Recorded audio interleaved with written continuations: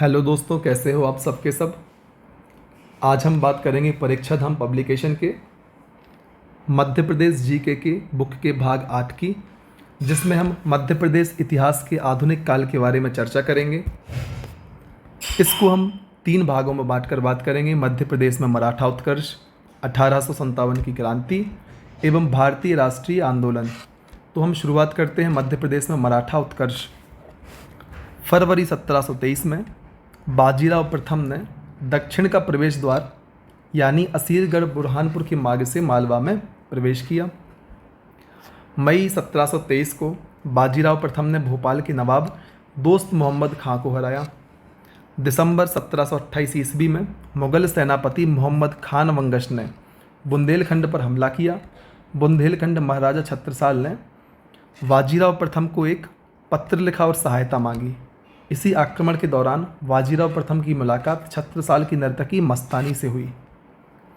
1728-29 में अमझेरा धार युद्ध में मराठों ने मुगलों को हराया। इस युद्ध में मुगल सेनापति गिरधर बहादुर व दया बहादुर मारे गए। 1731 में पेशवा बाजीराव प्रथम द्वारा राणोजी शिंदे को मालवा का सूबेदार नियुक्त किया गया।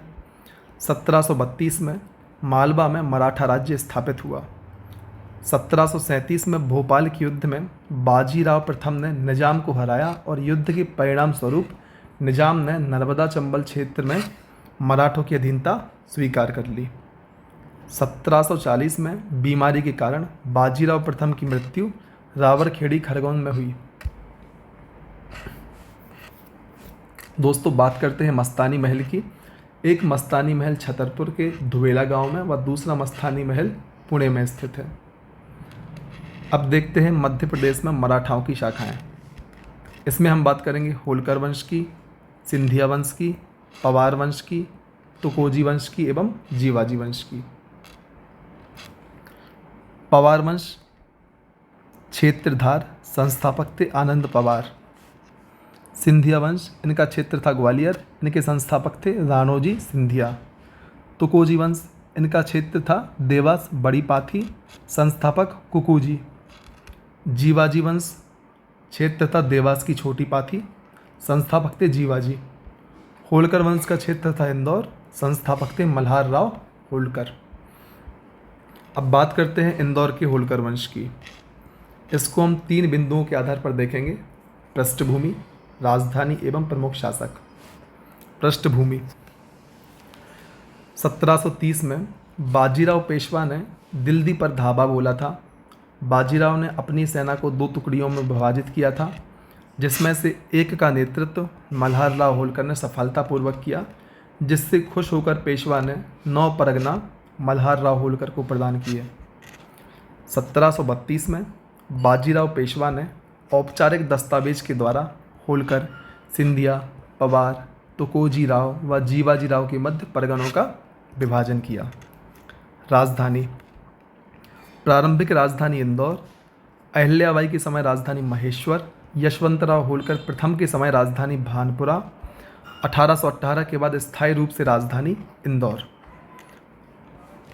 प्रमुख शासक मल्हार राव होलकर 1732 से 1766, माले राव होलकर 1766 से 1767, अहिल्याबाई होलकर 1767 से 1795, तुकोजी राव प्रथम 1795 से 1797, काशीराव होलकर 1797 से 1799, यशवंत राव होलकर प्रथम 1799 से 1811, मल्हार राव होलकर द्वितीय 1811 से 1833, हरिराव होलकर 1834 से 1843, तुकोजी राव द्वितीय 1844 से 1886, शिवाजीराव होलकर 1886 से 1903, तुकोजीराव होलकर तृतीय 1903 से 1926, यशवंतराव होलकर द्वितीय 1926 से 1948।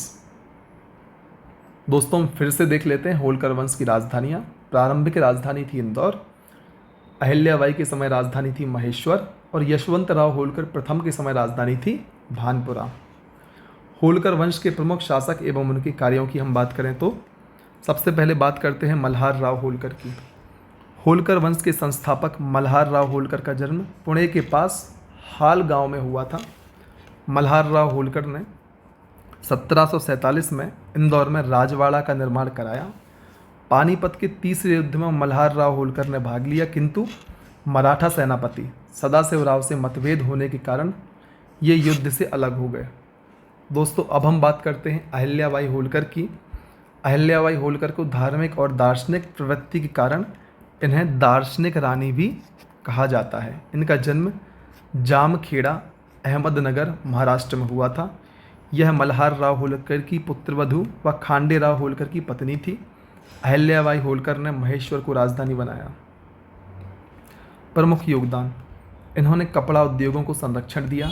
महेश्वर घाट और बनारस में मणिकर्णिका घाट का निर्माण, मालवा क्षेत्र में सड़कों का निर्माण, कुएं, पेड़ व धर्मशालाओं का निर्माण, तीर्थ स्थलों की मरम्मत जिसमें अयोध्या, बद्रीनाथ, हरिद्वार, द्वारका एवं महाकालेश्वर शामिल हैं। अहिल्याबाई के प्रमुख दरबारी कोसालीराम, शाहिर अनंत फंदी, मोरोपंत थे। आम जन की समस्या सुनने के लिए सार्वजनिक सभा का आयोजन करवाया। महेश्वर को संगीत, साहित्य एवं औद्योगिक केंद्र के रूप में स्थापित किया। मुद्राओं में शिवलिंग, नंदी और बेलपत्र का चित्रांकन किया। विशेष: इंदौर में प्रतिवर्ष अहिल्या उत्सव मनाया जाता है। अहिल्या संग्रहालय व अहिल्याबाई की समाधि महेश्वर में स्थित है। अहिल्याबाई का शासनकाल होलकर वंश का स्वर्णकाल कहा जाता है। शिवाजीराव होलकर: इंदौर में लाल बाग पैलेस का निर्माण करवाया। इंदौर में होलकर कॉलेज की स्थापना, निर्माण करवाया। दोस्तों, अब बात करते हैं यशवंतराव होलकर प्रथम की। यशवंतराव होलकर को इतिहासकार NS इनामदार ने मध्य भारत का नेपोलियन कहा। मुगल सम्राट शाह आलम द्वितीय ने यशवंतराव होलकर को राजराजेश्वर बहादुर की उपाधि प्रदान की। इन्होंने 1803 से 1805 में द्वितीय आंग्ल मराठा युद्ध में भाग लिया। 1798 में इन्होंने राजधानी भानपुरा, जिला मंदसौर में स्थानांतरित करी। यशवंतराव होलकर ने भानपुरा में तोपखाना स्थापित किया। 1805 में राजपुर घाट संधि, बड़वानी जिला, यशवंतराव होलकर एवं लॉर्ड बेलेजली के मध्य हुई, जिसके तहत होलकर को चंबल का उत्तरी क्षेत्र छोड़ना पड़ा। दोस्तों, अब हम बात करेंगे तुकोजीराव होलकर तृतीय की। 1923 में इंदौर में नर रत्न मंदिर का निर्माण करवाया। वर्तमान में यह केंद्रीय संग्रहालय के नाम से जाना जाता है। यशवंतराव होलकर द्वितीय 1930 में मणिक बाग महल का निर्माण इंदौर में करवाया। 1940 में होलकर एसोसिएशन की स्थापना की। मध्य भारत के विलय के समय यशवंतराव होलकर द्वितीय शासक थे। होलकर वंश का स्थापत्य कला में योगदान: स्थापत्य कला, स्थान एवं निर्माणकर्ता। इंदौर राजवाड़ा इंदौर में स्थित है, मल्हार राव होलकर द्वारा निर्मित। अहिल्या घाट महेश्वर में अहिल्याबाई द्वारा। मणिकर्णिका घाट वाराणसी में अहिल्याबाई द्वारा। लाल बाग पैलेस इंदौर में शिवाजीराव होलकर द्वारा निर्मित। नर रत्न मंदिर इंदौर में तुकोजीराव होलकर तृतीय द्वारा निर्मित। मणिक बाग पैलेस इंदौर में यशवंत राव होलकर द्वितीय द्वारा निर्मित। मित्रों, अब हम बात करते हैं ग्वालियर का सिंधिया वंश। इसमें हम पृष्ठभूमि, राजधानी एवं प्रमुख शासकों के आधार पर अध्ययन करेंगे। तो शुरुआत करते हैं पृष्ठभूमि से। बाजीराव प्रथम ने अमझेरा के युद्ध के बाद 1730 में राणोजी शिंदे या सिंधिया को मालवा का सूबेदार नियुक्त किया। बाद में होलकर के समान ही इन्हें उज्जैन, शुजालपुर व शाजापुर आदि क्षेत्र प्राप्त हुए। राजधानी: सिंधिया वंश की प्रारंभिक राजधानी उज्जैन व बाद में ग्वालियर स्थानांतरित कर दी गई। प्रमुख शासकों में हम देखते हैं राणोजी राव सिंधिया 1726 से 1745, जयप्पा राव सिंधिया 1745 से 1755, दत्ताजी सिंधिया 1755 से 1760, जनकोजी सिंधिया 1760 से 1761, महादजी सिंधिया 1761 से 1794, दौलत राव सिंधिया 1794 से 1827, जनकोजी राव सिंधिया 1827 से 1843, जयाजी राव सिंधिया 1843 से 1886, माधवराव सिंधिया प्रथम 1886 से 1925, जयाजी राव सिंधिया 1925 से 1761। अब हम बात करते हैं सिंधिया राजवंश के प्रमुख शासकों की। राणोजी सिंधिया, ग्वालियर में सिंधिया वंश के संस्थापक राणोजी सिंधिया थे। राणोजी का जन्म सतारा महाराष्ट्र के पास कन्हेरखेड़ा गांव में हुआ था। महादजी सिंधिया सबसे प्रतापी शासक थे जिन्होंने 1761 में पानीपत के तृतीय युद्ध में भाग लिया। पानीपत के तृतीय युद्ध में राणे खां ने महादजी सिंधिया के प्राण बचाने में मदद की। महादजी सिंधिया ने 1765 में गोहद के जाट राजा को हराकर ग्वालियर पर अधिकार कर लिया। मुगल सम्राट शाह आलम ने महादजी सिंधिया को प्रधानमंत्री बनाकर अपने प्रशासनिक अधिकार प्रदान किए। अब बात करते हैं दौलत राव सिंधिया की। 1794 में चौथ वसूली के कारण इन्हें हैदराबाद के निजाम से कुडरला की युद्ध करना पड़ा और निजाम को हराया। 1810 में इन्होंने ग्वालियर के समीप लश्कर क्षेत्र की स्थापना की। 1810 में ही दौलत राव सिंधिया ने उज्जैन से अपनी राजधानी ग्वालियर लश्कर स्थानांतरित करी। इन्होंने ग्वालियर में मोतियों के व्यापारी के लिए बाजार की व्यवस्था की, इसलिए इन्हें मोतीवाला की संज्ञा भी दी जाती है। हिंदी कवि पद्माकर को इन्होंने अपने दरबार में जगह दी। 1825 में इन्होंने ग्वालियर में मोती महल का निर्माण करवाया। मध्य प्रदेश के गठन तक ग्वालियर में के मोती महल में मध्य भारत की विधानसभा आयोजित की जाती थी। दोस्तों, अब बात करते हैं जनको राव सिंधिया की। दौलत राव सिंधिया के दत्तक पुत्र थे। इनका पालन पोषण दौलत राव सिंधिया की पत्नी बैजाबाई ने किया। बैजाबाई ने इनके समय ग्वालियर में बैजा ताल का निर्माण करवाया, जिसे वर्तमान में तैरता हुआ रंगमंच कहा जाता है। अब बात करते हैं जयाजीराव सिंधिया की। 1857 की क्रांति के समय सिंधिया वंश के शासक जयाजीराव सिंधिया थे। 1874 में जयाजीराव सिंधिया ने ग्वालियर में जय विलास महल का निर्माण करवाया। जय विलास महल का वास्तुकार माइकल फ्रोज था। माधवराव सिंधिया प्रथम। माधवराव सिंधिया प्रथम को आधुनिक ग्वालियर राज्य का निर्माता कहा जाता है। माधवराव प्रथम के समय 1905 में भाप से बिजली उत्पन्न की गई। इन्होंने जल आपूर्ति के लिए ग्वालियर के समीप तिघरा घाट का निर्माण करवाया। 1911 में जॉर्ज पंचम के स्वागत के लिए शिवपुरी में जॉर्ज कैसल भवन का निर्माण माधवराव प्रथम ने करवाया था।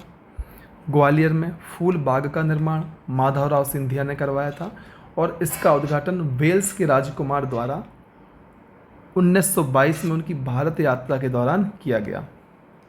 इनके समय 1889 में ग्वालियर में विक्टोरिया भवन का निर्माण कराया गया, जिसके बाद में नाम बदलकर रानी लक्ष्मीबाई कॉलेज कर दिया गया। जीवाजीराव सिंधिया। अंग्रेज़ों ने इन्हें 1936 में महाराजा की उपाधि दी। 23 जनवरी 1948 को जीवाजीराव सिंधिया के समय ग्वालियर रियासत का विलय मध्य भारत में कर दिया गया। जीवाजीराव सिंधिया विक्रम और बनारस विश्वविद्यालय के कुलपति चुने गए। 1961 में मुंबई में जीवाजीराव की मृत्यु मधुमेह रोग के कारण हो गई। सिंधिया वंश का स्थापत्य कला में योगदान। स्थापत्य कला, स्थान एवं निर्माणकर्ता। मोती महल ग्वालियर में है, दौलत राव सिंधिया ने बनवाया था। बैजाताल ग्वालियर में बैजाबाई सिंधिया द्वारा। जयविलास महल ग्वालियर में जयाजीराव सिंधिया द्वारा। जॉर्ज कैसल भवन शिवपुरी में माधवराव सिंधिया प्रथम द्वारा। फूलबाग ग्वालियर में माधवराव सिंधिया प्रथम द्वारा। विक्टोरिया भवन ग्वालियर माधवराव सिंधिया द्वारा। दोस्तों, अब हम बात करेंगे मध्य प्रदेश में हुए प्रमुख युद्धों की। रेवा का युद्ध सन 618 ईस्वी में हर्ष और पुलकेशन द्वितीय के मध्य। विशेष तथ्य में नर्मदा नदी के किनारे पुलकेशन द्वितीय ने हर्ष को हराया। मंदसौर का युद्ध 1535 ईस्वी में हुमायूं एवं बहादुर शाह के मध्य। हुमायूं ने बहादुर शाह को हराया। सारंगपुर का युद्ध राजगढ़ 1561 ईस्वी में बाज बहादुर और अकबर के मध्य। इस युद्ध में अकबर का सेनापति आदम खां था। सारंगपुर का युद्ध राजगढ़ 1724 ईस्वी मुगल सूबेदार एवं मराठा के मध्य। मराठों की ओर से मल्हार राव होलकर ने विजय प्राप्त करी। अमझेरा का युद्ध धार 1728 में मुगल सूबेदार एवं मराठों के मध्य। मराठों की ओर से पेशवा बाजीराव ने विजय प्राप्त की। तिरला का युद्ध, धार 1731, मुगल सूबेदार एवं मराठा के मध्य, मराठों की विजय और मालवा पर अधिकार। मंदसौर की लड़ाई 1732 ईस्वी में मराठा एवं जयसिंह द्वितीय के मध्य, मराठों की ओर से मल्हार राव होलकर ने विजय प्राप्त की। भोपाल का युद्ध 1737 ईस्वी, हैदराबाद के निजाम और मराठा के मध्य, मराठों की ओर से पेशवा बाजीराव ने विजय प्राप्त करी। नेक हाई का युद्ध रीवा 1796 में मराठा एवं बघेल साम्राज्य के मध्य। दोस्तों एक बार फिर से युद्ध को देख लेते हैं। मंदसौर का युद्ध 1732 में हुमायूं एवं बहादुर शाह के बीच। अमझेरा का युद्ध 1728 में मुगल सूबेदार एवं मराठों के बीच। रेवा का युद्ध 618 में हर्ष एवं पुलकेशिन द्वितीय के मध्य। भोपाल का युद्ध 1737 में मुगल एवं निजाम के मध्य। सारंगपुर का युद्ध 2 बार हुआ था राजगढ़ में, एक हुआ था 1724 में, दूसरा हुआ था 1561 में। नेक हाई का युद्ध 1796 में मराठा एवं बघेल साम्राज्य के मध्य। दोस्तों अब हम बात करते हैं भोपाल रियासत की। इसमें भी हम पृष्ठभूमि, विस्तार एवं प्रमुख नवाब एवं बेगम के आधार पर अध्ययन करेंगे। पृष्ठभूमि। मुगल बादशाह औरंगजेब की मृत्यु के बाद मुगल पतन प्रारंभ हो गया और औरंगजेब के ही सेनापति दोस्त मोहम्मद खान ने भोपाल रियासत की नींव रखी। इसकी नींव के कुछ समय बाद ही 1723 में हैदराबाद रियासत के निजाम के अधीनता में आ गया। वह 1737 में मराठों ने भोपाल के युद्ध में निजाम व भोपाल के नवाब को हराया। विस्तार। भोपाल रियासत का विस्तार इस्लाम नगर, हुजूर फंदा, ओबेदुल्लागंज, भोपाल, सीहोर, रायसेन तक था। भोपाल रियासत की प्रारंभिक राजधानी इस्लाम नगर थी, बाद में भोपाल बना दी गई।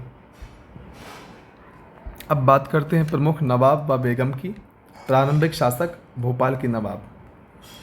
नवाब दोस्त मोहम्मद 1723 से 1728, नवाब सुल्तान यार मोहम्मद 1728 से 1742, नवाब फैज मोहम्मद 1742 से 1777, नवाब हयात मोहम्मद 1777 से 1807, नवाब गौस मोहम्मद 1807 से 1826, नवाब मुइज़ मोहम्मद 1826 से 1837, नवाब जहांगीर मोहम्मद 1837 से 1844, अलहज नवाब मोहम्मद हमीदुल्लाह 1926 से 1947। अब बात करते हैं बेगमों के शासन की। भोपाल की बेगमें जिन्होंने 19वीं एवं 20वीं शताब्दी के मध्य भारत में भोपाल रियासत पर शासन किया, उनमें शामिल हैं कुदसिया बेगम, भोपाल की रेजिडेंट 1819 से 1837, नवाब सिकंदर बेगम 1860 से 1868, बेगम सुल्तान शाह जहाँ 1844 से 1860 एवं 1868 से 1901, बेगम खुसरो जहाँ 1901 से 1926, बेगम साजिदा सुल्तान 1961 से 1995। दोस्तों गौहर महल भोपाल में स्थित है। अब बात करते हैं दोस्त मोहम्मद खान की। भोपाल रियासत के संस्थापक दोस्त मोहम्मद खान थे। दोस्त मोहम्मद खान द्वारा भोपाल में 2.5 सीढ़ी मस्जिद का निर्माण करवाया गया।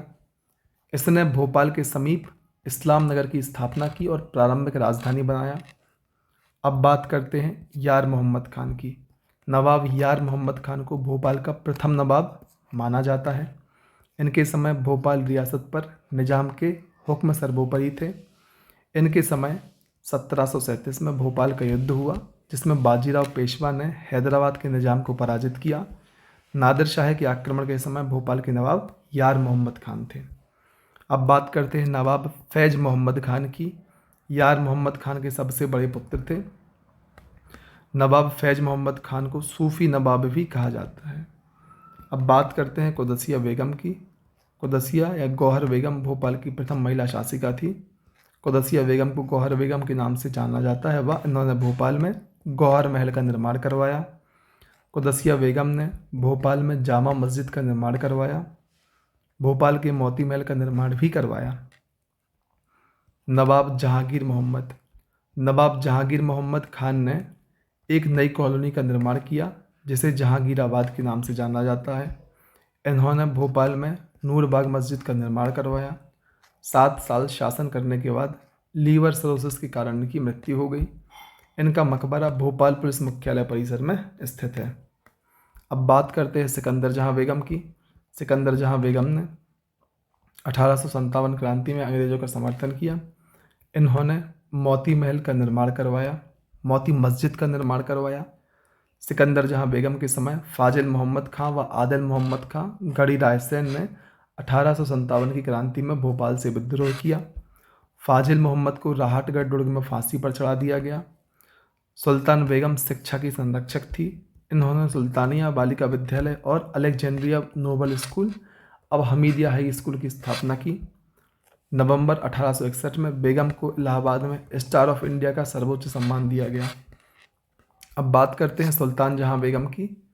शाहजहां बेगम ने भोपाल में ताज उल मस्जिद का निर्माण करवाया।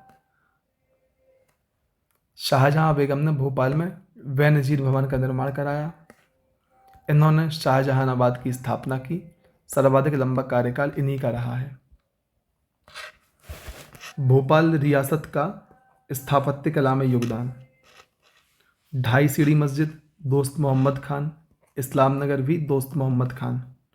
गौहर महल का निर्माण कुदसिया बेगम ने कराया। जामा मस्जिद का निर्माण भी कुदसिया बेगम एवं मोती महल का निर्माण भी कुदसिया बेगम। तो गौहर, जामा एवं मोती, इन तीनों का निर्माण किसने कराया? कुदसिया बेगम ने। अब नूरबाग मस्जिद एवं जहांगीराबाद शहर, इन दोनों का निर्माण नवाब जहांगीर मोहम्मद ने। मोती मस्जिद, सुल्तानिया स्कूल एवं हमीदिया स्कूल, इनका निर्माण करवाया है सिकंदर जहां बेगम ने। ताजुल मस्जिद, बेनजीर भवन एवं सदर मंजिल, इनका निर्माण कराया है शाहजहां बेगम ने। नूर उस सभा महल एवं मिंटो हॉल, इनका निर्माण खुसरो जहां बेगम ने कराया है। अब फिर से एक बार सुल्तान शाहजहां बेगम के कुछ पॉइंट्स की बात करते हैं। इन्होंने भोपाल में सदर मंजिल का निर्माण कराया। 1880 में बेगम सुल्तान शाहजहां ने लाल कोठी का निर्माण कराया। वर्तमान में यह भोपाल में राजभवन के पास राजभवन के नाम से जानी जाती है। अब बात करते हैं खुसरो जहां बेगम की। इन्होंने सदर मंजिल को अपना निवास स्थान बनाया। वर्तमान में भोपाल नगर निगम का कार्यालय इसी सदर मंजिल में स्थित है। खुसरो जहां बेगम ने नूर उस सभा महल का निर्माण कराया जिसे वर्तमान में होटल का रूप दे दिया गया है। 1914 में खुसरो जहां बेगम को all India Muslim ladies association का अध्यक्ष बनाया गया। नवाब हमीदुल्लाह खान भोपाल के अंतिम नवाब थे। इनके समय 1 जून 1949 को भोपाल राज्य का विलय भारत संघ में कर दिया गया। इनकी पुत्री सजीदा सुल्तान को भोपाल बेगम का दर्जा दिया गया। सजीदा सुल्तान का विवाह हरियाणा के पतौदी इफ्तिखार अली खान से हुआ। सजीदा सुल्तान के पुत्र मंसूर अली खां थे जो अभिनेता सैफ अली खां के पिता थे। अब बात करते हैं 1857 की क्रांति की। इसको हम निम्न भागों में बांटकर देख सकते हैं। 1857 की क्रांति के पहले पृष्ठभूमि, मध्य प्रदेश में कब प्रारंभ हुई, 1857 की क्रांति के प्रमुख नेतृत्वकर्ता,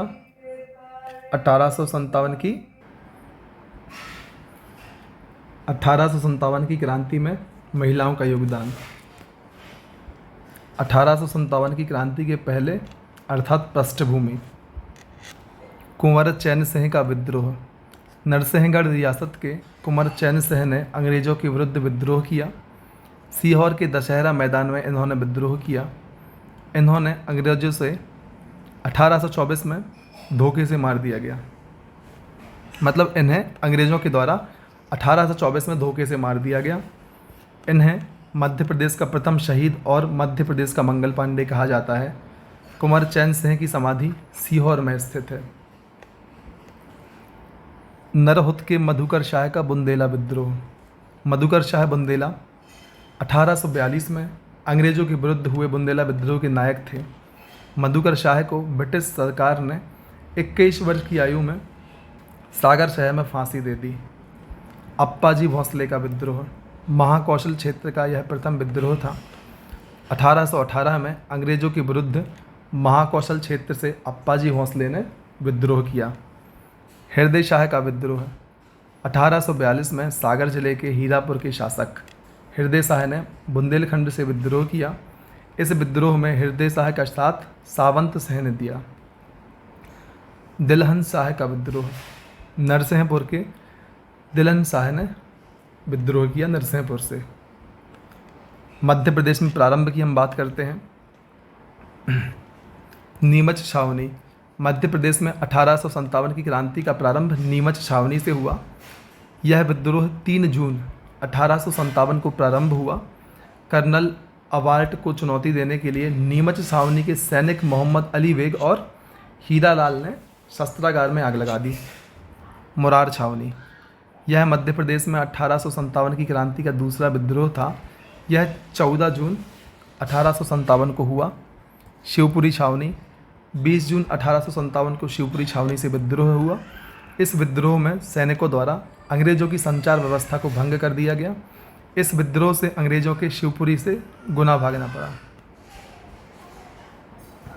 महू छावनी से विद्रोह। 1 जुलाई 1857 को इंदौर की महू छावनी से विद्रोह हुआ।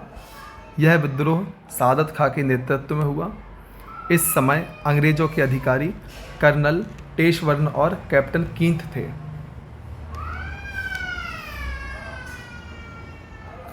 मध्य प्रदेश में 1857 का विद्रोह।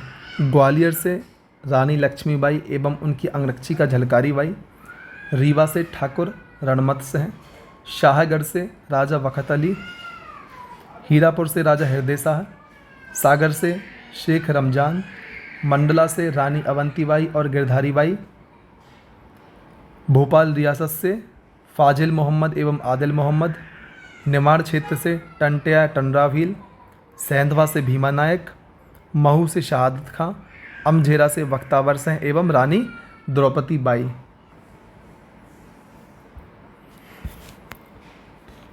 अठारह की क्रांति में महिलाओं का योगदान। रानी लक्ष्मीबाई। विद्रोह क्षेत्र ग्वालियर एवं झांसी। विशेष इनका जन्म बनारस में हुआ। वास्तविक नाम मणिकर्णिका था। रानी लक्ष्मीबाई की समाधि ग्वालियर में स्थित है।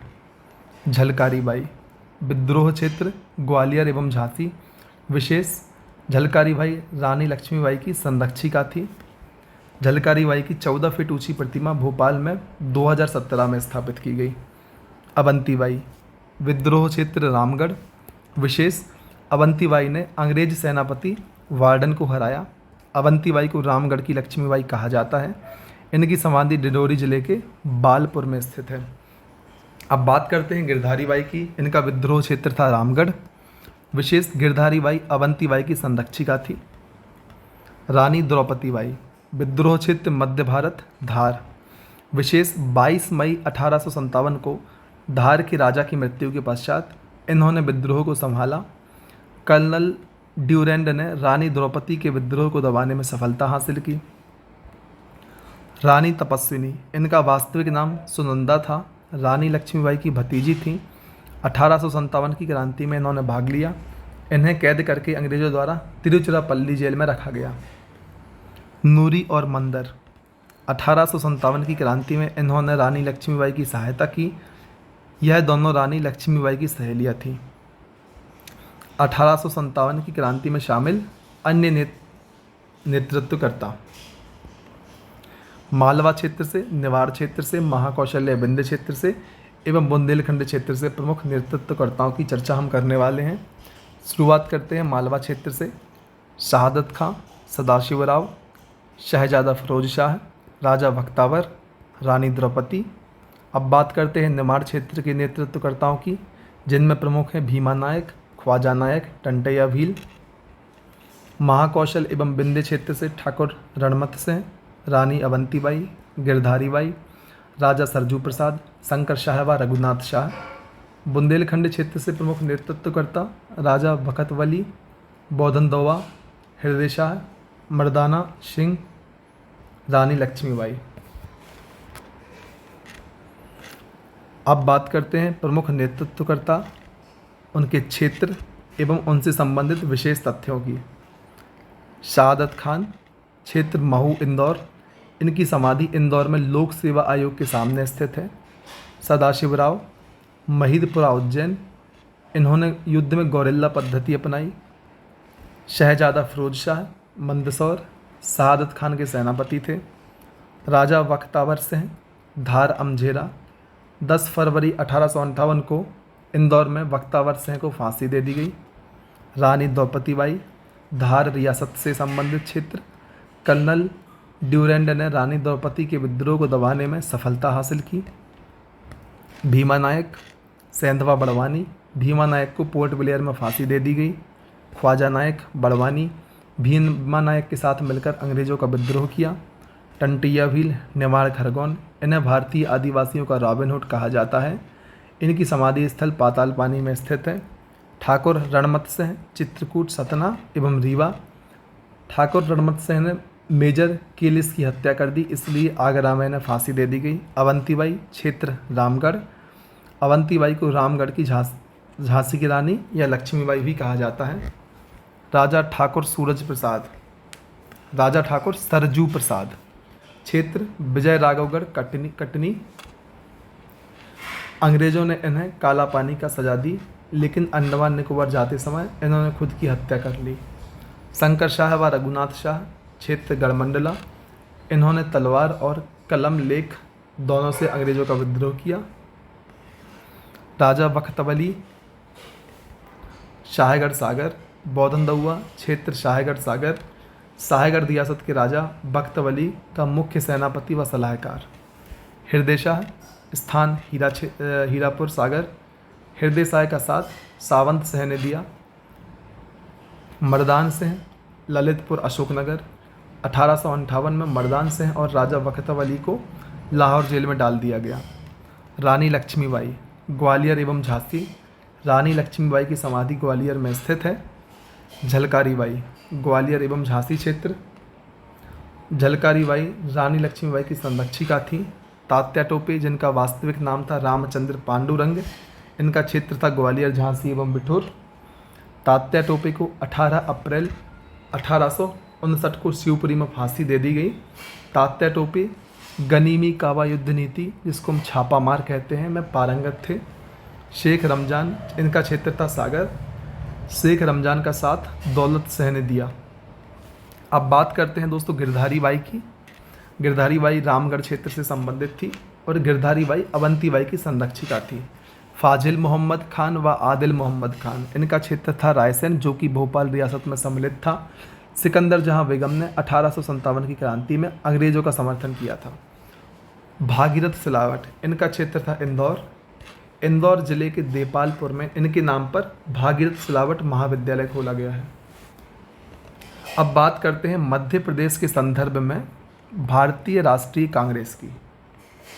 भारतीय राष्ट्रीय कांग्रेस की स्थापना 1885 में बम्बई में की गई। 1885 में कांग्रेस के गठन के साथ ही मध्य प्रदेश की जनता ने उत्साहपूर्वक आंदोलन में अपनी प्रभावी भूमिका का निर्वहन किया और भारतीय राष्ट्रीय कांग्रेस के साथ स्वतंत्रता की प्राप्ति तक संघर्ष किया। मध्य प्रदेश में कांग्रेस अधिवेशन 1886 का कलकत्ता अधिवेशन की बात करेंगे, 1891 के नागपुर अधिवेशन, 1893 का लाहौर अधिवेशन एवं 1939 का त्रिपुरी जबलपुर अधिवेशन। ये 4 अधिवेशन मध्य प्रदेश से संबंधित हैं। अब बात करते हैं कलकत्ता अधिवेशन की। यह 1886 में हुआ था। अध्यक्ष थे दादा भाई नौरोजी। मध्य प्रदेश से संबंधित तथ्यों में मध्य भारत मध्य प्रदेश से बापूराव गंगाधर चिटनिस, अब्दुल अजीज़ ने भाग लिया। नागपुर अधिवेशन 1891, अध्यक्ष थे आनंद चारलू।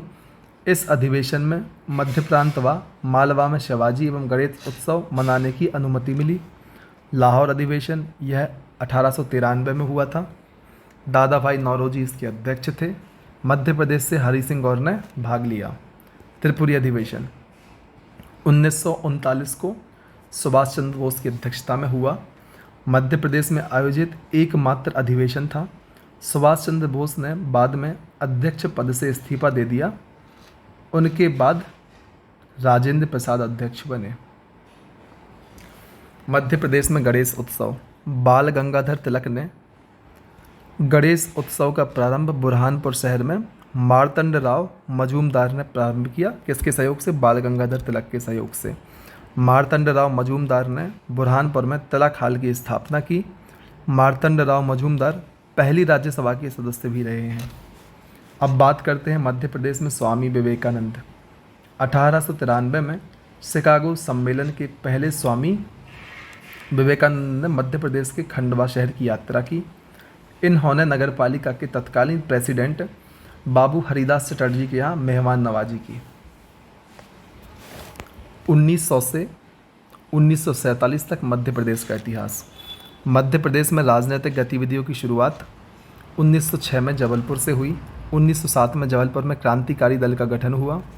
1916 में होम रूल लीग की स्थापना जबलपुर में हुई। मध्य प्रदेश में गांधी जी के आंदोलन की हम बात करेंगे, जिसमें खिलाफत आंदोलन, असहयोग आंदोलन, सविनय अवज्ञा आंदोलन, द्वितीय सविनय अवज्ञा आंदोलन एवं भारत छोड़ो आंदोलन शामिल है। तो दोस्तों, सबसे पहले हम बात करते हैं खिलाफत आंदोलन 1919 से 1920 की। तुर्की के खलीफा पद को बचाने के लिए भारत में अली बंधु व मध्य प्रदेश में अब्दुल जब्बार खान ने इस आंदोलन का नेतृत्व किया। इस दौरान अमजल खां एक आंदोलनकर्ता जिन्होंने जबलपुर नगर पालिका भवन पर झंडा फहराया। असहयोग आंदोलन की हम बात करते हैं 1920। मध्य प्रदेश में इसका नेतृत्व प्रभाकर ढूंढीराज ने किया।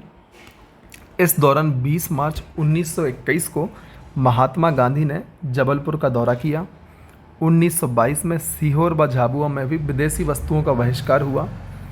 1921 में उमर खां व मास्टर लाल चंद्र सहन ने प्रिंस ऑफ वेल्स के रतलाम आने पर विद्रोह किया, जिसके कारण उन्हें गिरफ्तार कर लिया गया व 3 वर्ष की सजा सुनाई गई।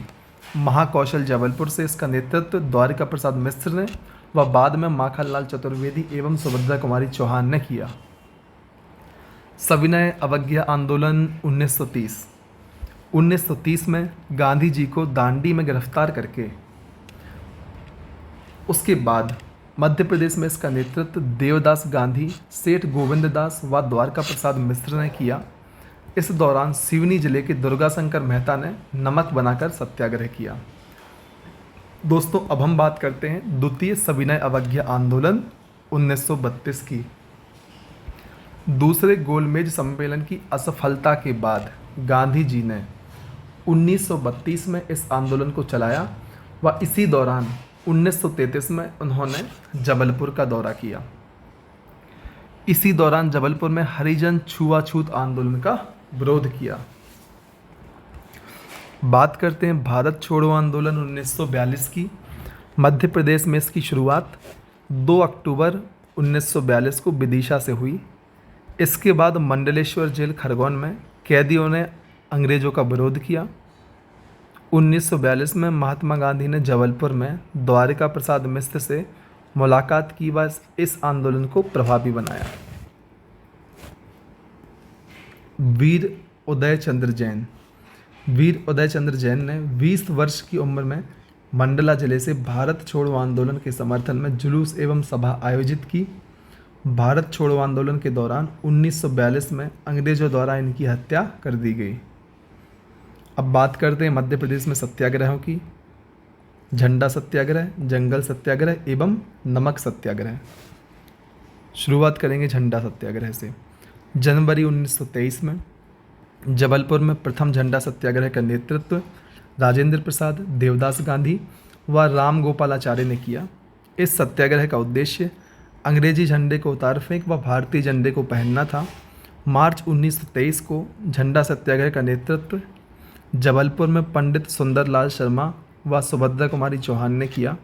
झंडा फहराने पर पंडित सुंदरलाल शर्मा को 6 माह की सज़ा सुनाई गई। 23 अप्रैल 1923 को नागपुर में झंडा सत्याग्रह हुआ। अप्रैल 1923 में जबलपुर से पुनः झंडा सत्याग्रह का नेतृत्व सरोजनी नायडू ने किया। 18 जून 1923 को मध्य प्रदेश में झंडा दिवस मनाया गया।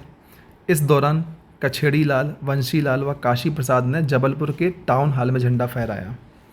अब बात करते हैं जंगल सत्याग्रह की। 1930 में जंगल सत्याग्रह की शुरुआत जबलपुर से हुई। जिसका नेतृत्व माखनलाल चतुर्वेदी व द्वारिका प्रसाद मिश्र ने किया। इस दौरान इन पर राजद्रोह का आरोप लगाया गया। इस सत्याग्रह का उद्देश्य वन कानून का विरोध करना था। अगस्त 1930 में घोड़ा डोंगरी बैतूल जंगल सत्याग्रह का नेतृत्व गंजन सिंह कोरकू ने किया। 9 अक्टूबर 1930 टुरिया सिवनी जंगल सत्याग्रह का नेतृत्व दुर्गा शंकर मेहता ने किया। घुनघुटी जंगल सत्याग्रह अक्टूबर 1930 को उमरिया में किया गया। 11 अगस्त 1930 को छिंदवाड़ा में जंगल सत्याग्रह किया गया। सितंबर 1930 को ओरछा जंगल सत्याग्रह बेतवा नदी के किनारे किया गया, जिसका नेतृत्व लाला राम वाजपेयी ने किया। अब हम बात करते हैं नमक सत्याग्रह 1930 की। 1930 में गांधी जी को दांडी में गिरफ्तार करने के बाद भारत में जगह जगह नमक सत्याग्रह किया गया। मध्य प्रदेश में इसका नेतृत्व जबलपुर में सेठ गोविंद दास व द्वारिका प्रसाद मिश्र के द्वारा किया गया। सिवनी से दुर्गा शंकर मेहता ने नमक बनाकर इस आंदोलन का नेतृत्व किया। अब बात करते हैं चंद्रशेखर आज़ाद की। चंद्रशेखर आज़ाद पंडित जी के नाम से मशहूर थे। इनका पूरा नाम था चंद्रशेखर सीताराम तिवारी। इनका जन्म 1906 में भावरा अलीराजपुर जिला में हुआ। 27 फरवरी 1931 को अल्फ्रेड पार्क इलाहाबाद में ये शहीद हो गए। 2019 में अल्फ्रेड पार्क का नाम बदलकर चंद्रशेखर पार्क कर दिया गया। अन्य प्रचलित नाम चंद्रशेखर आज़ाद दूसरे क्रांतिकारियों को प्रशिक्षण देने के साथ साथ पंडित हरिशंकर ब्रह्मचारी के नाम से बच्चों को पढ़ाने का काम करते थे। वह धिमारपुरा गांव अलीराजपुर ज़िले में अपने इसी नाम से स्थानीय लोगों के बीच बहुत लोकप्रिय हो गए थे। अब बात करते हैं मध्य प्रदेश में अन्य आंदोलन एवं घटनाओं की। कसाई खाना आंदोलन। यह आंदोलन 1920 में माखनलाल चतुर्वेदी ने प्रारंभ किया। British company central and training Sagar के रतौना नामक स्थान पर कसाई खाना स्थापित करना चाहती थी। गौवंश के या गौवध के विरोध में इस आंदोलन को माखनलाल चतुर्वेदी ने कर्मवीर समाचार पत्र के द्वारा प्रारंभ किया। स्त्री सेवा दल स्वामी ज्ञानानंद के नेतृत्व में रतलाम कांग्रेस समिति 1920 के तहत 1931 में स्त्री सेवा दल की स्थापना रतलाम में की गई। इसका उद्देश्य स्वतंत्रता की मांग के साथ साथ समाज सेवा करना था। अब बात करते हैं चरण पादुका कांड की। चरण पादुका कांड 14 जनवरी 1931 को हुआ। छतरपुर जिले के चरण पादुका नामक स्थान पर कर्नल फिशर ने स्वतंत्रता सेनानियों पर गोलियां चलवा दी। इनमें 6 लोगों की मृत्यु हो गई। इस घटना को मध्य प्रदेश का जलियांवाला बाग हत्याकांड कहा जाता है। चरण पादुका कांड में 6 स्वतंत्रता सेनानी सेठ सुंदरलाल, धर्मदास खिरवा, चिरकू, हल्की कुर्मी, रामलाल कुर्मी और रघुराज सिंह शहीद हो गए। अब बात करते हैं पंजाब मेल कांड की। यह हत्याकांड 24 जुलाई 1931 को हुआ। खंडवा रेलवे स्टेशन से जा रही पंजाब मेल ट्रेन में यशवंत सिंह व देवनारायण तिवारी ने हथियार ले जा रहे अंग्रेज मेजर GR हेक्टस की हत्या कर दी। इस घटना को पंजाब मेल हत्याकांड कहा जाता है। इसके बाद यशवंत सिंह एवं देवनारायण तिवारी को फांसी की सज़ा दे दी गई। अगले क्रम में हम बात करेंगे प्रजामंडल की। शराबबंदी, हरिजन उद्यान, विदेशी वस्तुओं का बहिष्कार करने के उद्देश्य से झाबुआ में 1934 में व भोपाल में 1938 में प्रजामंडल की स्थापना की गई। इसके बाद हम बात करेंगे अंजुमन खुद्दाम ए वतन। समाज सेवा के उद्देश्य से मौलाना तरजी खां व शाकिल अली खान ने भोपाल में अंजुमन खुद्दाम ए वतन की स्थापना 1934 में की। भोपाल राज्य हिंदू सभा समाज सेवा के उद्देश्य से मास्टर लाल सिंह, डॉक्टर जमुना प्रसाद मुखरिया, पंडित उद्धवराव मेहता के सहयोग से भोपाल राज्य हिंदू सभा की स्थापना 1934 में की गई। अब बात करते हैं दोस्तों हम प्रजा परिषद की। किसानों व मजदूरों को संगठित करने के उद्देश्य से रतलाम में 1935 में प्रजा परिषद का गठन किया गया। कर्नल गुरुबख्श सिंह ढिल्लन जिन पर आज़ाद हिंद फौज में कार्य करने के कारण अभियोग चलाया था, मध्य प्रदेश के शिवपुरी जिले के निवासी थे। अब हम बात करते हैं सोहावल नरसंहार की। सतना जिले के सोहावल माजन गांव में 19 जुलाई 1938 को यह घटना हुई। ब्रिटिश सैनिकों द्वारा लाल बुद्ध प्रताप सिंह के नेतृत्व में आयोजित आम सभा पर गोलियां चला दी गई। इस घटना में लाल बुद्ध प्रताप, मधीर पांडेय, रामाश्रय गौतम की हत्या हो गई।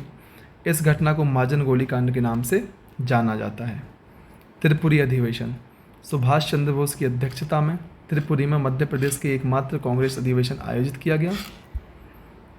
यह अधिवेशन जबलपुर के तिलवारा घाट पर 29 जनवरी 1939 को आयोजित किया गया। अधिवेशन की अध्यक्षता के पहले सुभाष चंद्र बोस ने अध्यक्ष पद के लिए वोटिंग में पट्टाभी सीतारामैया को हराया। मतभेद होने के कारण सुभाष चंद्र बोस ने अध्यक्ष पद से इस्तीफा दे दिया। तत्पश्चात डॉक्टर राजेंद्र प्रसाद को यहाँ का अध्यक्ष नियुक्त किया गया। सराफा सत्याग्रह। यह सत्याग्रह 6 सितंबर 1942 को इंदौर में हुआ।